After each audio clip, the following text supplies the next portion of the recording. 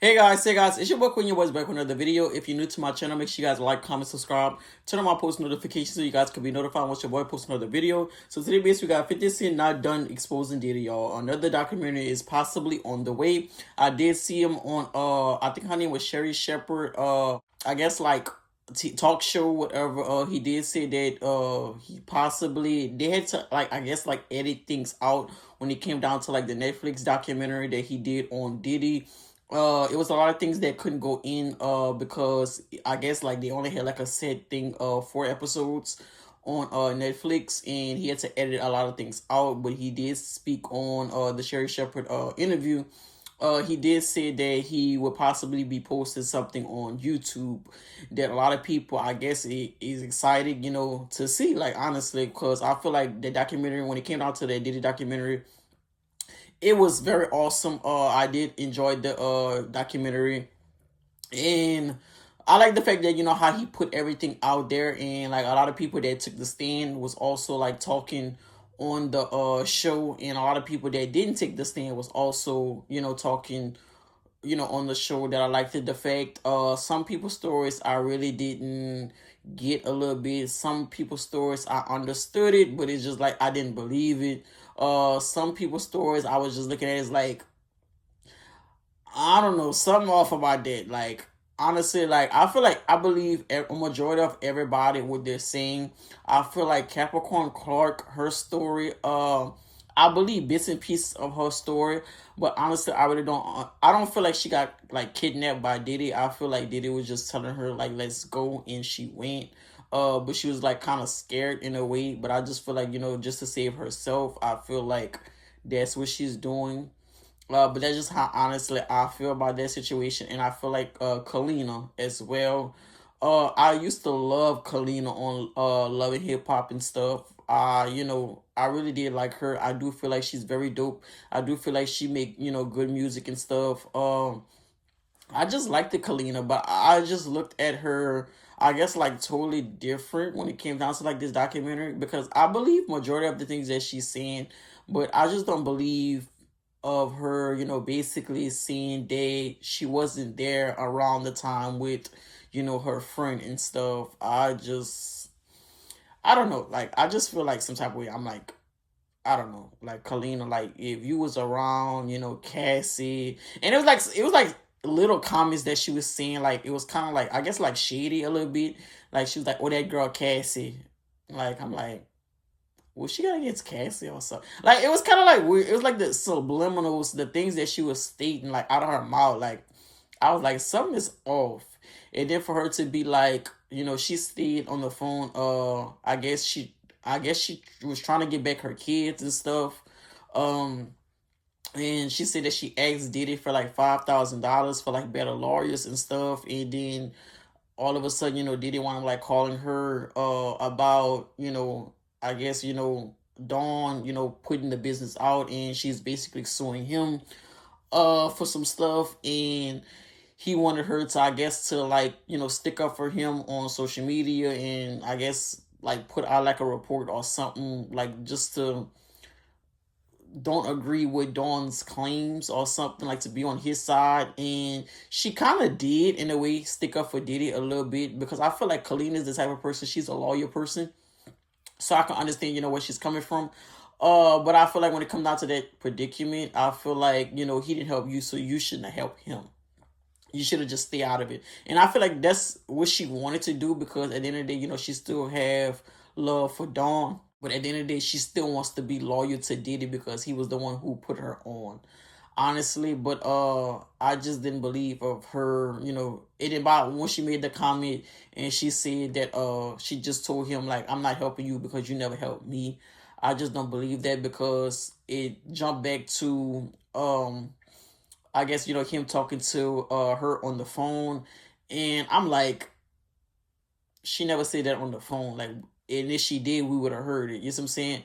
I don't know why. I just feel like kind of like they showed that to Kalina, like the footage of him basically being on the phone, her being on the phone with Diddy, and it's like they wanted her to speak up, and she was just nervous that she didn't know what they had out on her, so she just spoke, I guess, like about it. It's like she had to say something because she didn't want to make it seem like she's the bad guy in a way. And that's what I feel like when it comes down to like Kalina and stuff.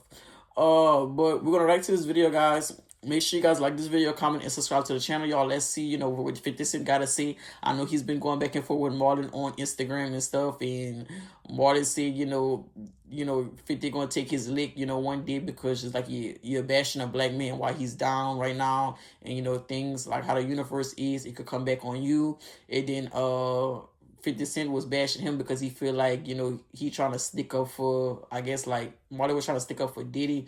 But I don't feel like Martin was trying to stick up for Diddy. I feel like Martin was just, you know, saying the facts, honestly. You know, his opinions on that. But we're going to react to this video, guys. Let's get into this video. Okay, you guys, so 50 Cent is not letting up off of Diddy's neck. Now, what am I talking about? I know you guys saw that Netflix documentary, Sean Combs' The Reckoning. And if you did not, you are missing out on a crazy documentary. Now, this that was a good documentary, though. I ain't gonna lie. I gotta give 50 Cent a lot of P. Diddy's little dirty secrets that a lot of people didn't know. But he need to bring back Power or something, bro. I personally watched it, saw all 4 episodes, and the only time my jaw was not hitting the floor is in episode 1. But as it started getting towards the end of episode 1, I could not pick my jaw up. This was a crazy documentary. Now, Diddy was accused of offing not only Tupac, but his artist and best friend, Biggie. And every allegation that was in this documentary came with alleged evidence, y'all. It was crazy. And you would think that 50 would be one and done, but no, he says he is not finished. Take a look. Well, everything couldn't make it. It was 4 episodes. Right. So it was a lot. You had to pick and choose things. Like even in like the area where he chooses to date people who he knows previously dated someone. He has a baby by a woman that was dating Tupac. Wow. To add to it, but we had to cut it down so it for time. So are you coming out? I know next year is going to be a number 2, season 2. I just put it on YouTube. I just put it on YouTube. Well, we can subscribe and get it. I love it. And you know, and as I think he's gonna wait to put it on Diddy Netflix next year. I feel like it's gonna be like kind of like an R. Kelly case, and especially since the documentary number 1. At a club that he was at, but these were not just any flowers. A lot of fans were saying that the flowers resembled funeral flowers, so 50 posted them and said, "What kind of gay ish is this? Diddy sent me flowers at Club 11, LOL. Why all the foreplay? Get busy. You know I'm stupid." And y'all know I had to look up some things because flowers? to me, these were That's also crazy. given funeral flowers. So basically the breakdown of these as to why it's very much saying funeral. Number 1, the lilies. Lilies are the most common funeral flowers. It symbolizes death and afterlife, y'all. Number 2, the fall color scheme. So burgundy, orange, yellow, common for memorial arrangements. And the formal mixed arrangement style is very common for funeral homes.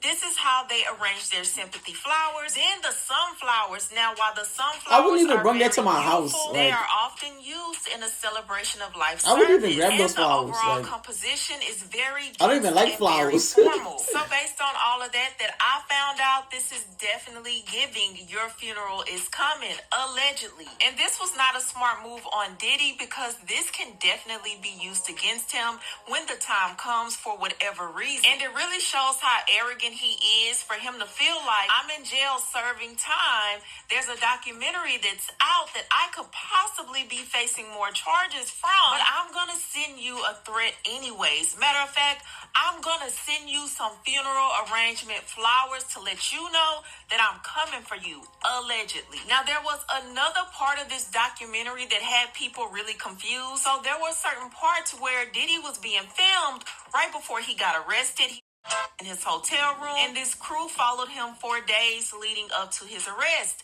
Now, people were wondering, how did 50 Cent get this footage? And it was rumors going around that 50 got this footage because Diddy did not pay the documentarian. But come to find out, y'all, that is not true. The documentarian spoke out and said that he ended up going out of town for 3 days. So he hired a third party to film for him while he was out of town, and that third party ended up taken the footage that he had and sold it to 50. So it's not all the footage, it's the footage that the third party had for those 3 days. But the big question that everyone is trying to figure He must out have paid is him what is to to get that come of footage. this, because we know documentaries have put people in jail before. So that's nothing new, and people are wondering if new charges are going to be brought on Diddy because of this documentary. But I guess we will just have to wait and see. Now, there were rumors going around. Diddy did sue Netflix for like $1 billion, but those are just rumors.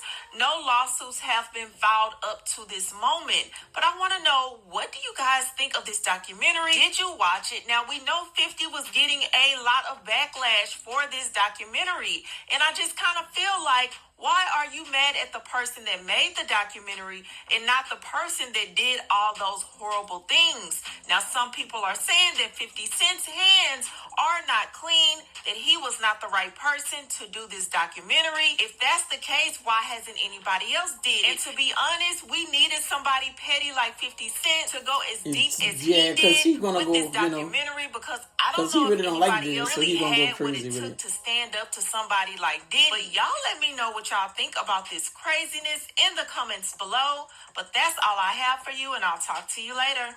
I'm watching this Puffy documentary, and when he was a teenager, he was definitely banging Andre Harrell. Andre Harrell, took him under his wing and taught him everything that he knows. They were banging. What?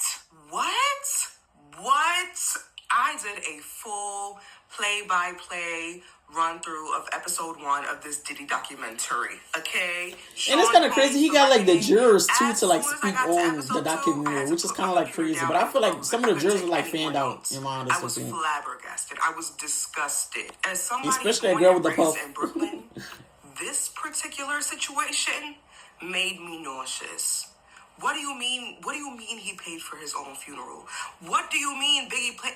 I can't even speak English. And then don't get me started on these two, specifically this one down here. I was so interested to see what they were going to do with the jurors' point of view and what they were going to try to show the audience by interviewing the jurors.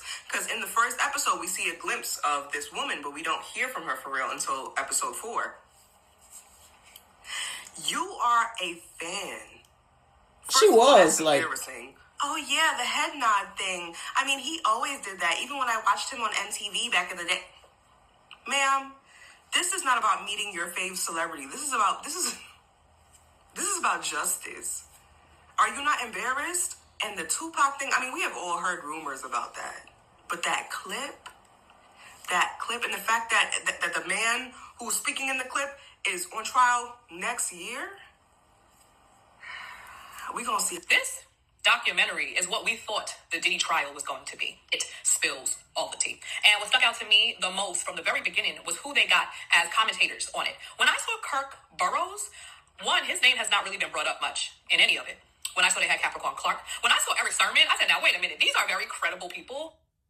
I wasn't sure what to expect from 50 Cent's documentary on Diddy. I'm going to be very honest. I was hesitant to watch it in the first place, but because I am in the media business and I love me a good interview, I was like, let me watch, because I always want to be in the know of pop culture. And after his last interview with Gayle King, I said to myself, how did he obtain this footage? 50 went on the promo trail promoting the documentary, which is on Netflix right now. And when he stopped by Gayle King, he had dropped this clip of Diddy in this very private moment talking to his lawyers. And then it was a clip of him talking about how he wanted to take a bath and wash his hands after interacting with a lot of people, a lot of his fans in the street. And I said, well, how the hell did he obtain this footage? Right? When I saw that it was out, I said, oh, okay, let me watch this. And y'all, it is absolutely captivating, informative. And I'm pretty sure it's going to garner some award nominations, if not be a standout winner for award season. They dug in every crate. They turned over every stone. They shook every boot to drop out a piece of change to make and compile footage we've never seen before, to put together a timeline that really depicts the life, the rise and fall of Bad Boy, how we got to where we are. So Kirk Burrows,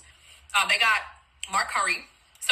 And it's interesting because I interviewed Mark Curry years ago. My dad is a big hip hop head. Mark Curry wrote a book called Dancing with the Devil. And I remember back then I was working at the Urban Daily, the opportunity to interview him when he dropped that book came out, and me being, trying to impress my dad. I was like, oh yes, I want to do the interview. My dad loves hip hop. My dad from the beginning has always said, Diddy's hands are dirty when it comes to Pac and Biggie. I think from this, we actually had the revelation that he may have been more involved in Biggie's unaliving than we thought, but always Pac. My dad was always like, no, it was East Coast, West Coast beef. You know, he was a big reader. He was reading books. He would read all the magazines, where I get my love for magazines and journalism from. And so I interviewed Mark Curry a long time ago. Mark Curry was dragging Diddy in this documentary, but he has honestly been saying this for years, okay? Mark Curry wrote a lot of Diddy's verses, and if you watch the documentary, you see one particular verse when he's just really talked about how awful Diddy is as an artist. So those people involved, and then I saw Even Khalid Jaguar Arba, Wright I saw Ori spoke on O'Day, this too. I saw Craig Mack's wife. I said, these are people we haven't really heard from like that, and I really sat down and I said, wait a minute, let me pay attention. Kirk Burroughs alleges that he owned 25% of Bad Boy in the beginning, and I absolutely believe him. Kept books and books of logs and details down to the T from his days working with Bad Boy. He was very credible and he was very compelling. And I saw that they had 2 of the jurors. I said, whoa, 50 Cent wasn't playing. If you Yeah, honestly, when he got like the jurors and stuff, I'm like, yo, 50 Cent really not playing at all. Like, he's not playing. Like, he's saying like, he got testimonies from different people. Everybody just speaking up on it. I do believe, the person I believe like 100% like is Arbery. I feel like her story never did change. It stayed the same, honestly. I did like the fact that she did say that she did get like an email and stuff, and she was like, you know, she never knew like what happened to her, and if so, you know, I guess she said she really don't want to know. I think that's what she said, if it like actually happened to her. But I mean, you know, the girl can't speak up on it, you know, until like Aubrey, you know, knows that happened to her, and Aubrey says she doesn't remember, so that's kind of like crazy and stuff. But honestly, like I ain't gonna cap. Like, I do see like a part 2 happening when it comes down to like 50 Cent, especially for, you know, that documentary to go #1. I think it's like surpassed it surpassed Stranger Things, so I know it's gonna be very big and stuff. For something to surpass Stranger Things, and everybody been waiting on Stranger Things, I know it's gonna be honestly big. So I feel like it's gonna be a part 2. I don't feel like he should put it on YouTube. I feel like it should be like Netflix again. I feel like Netflix is gonna see like the numbers that they did, you know, like how R. Kelly case and stuff was. They did like a part 2 of like surviving R. Kelly. I think they're gonna do the same thing with Diddy documentary that 50 Cent gonna be creating. So I can't wait on that. But that's just my honest opinions on this and how I feel about the documentary as a whole. And I just wanted to, you know, because I've did a couple of videos like past back of like the testimonies of like Capricorn Clark, all types of people, their testimonies when they took the stand at the time, Cassie statements, and everybody that took the stand. I did like reports on it, so I did want to make this video of me basically addressing, you know, my point of view of watching the documentary and how I feel about it. But that's just it, guys. Make sure you guys like this video, comment, and subscribe to the channel. We on the road to 3K subscribers. As always, guys, I'm gonna see you guys in the next video. As always, be breezy, don't be easy. Yeah, us. What can I say? Can you damn? She wanna be big. Never stress. I'm blessed what I say. I don't care what nobody say. I am lit. What can I say? Yeah.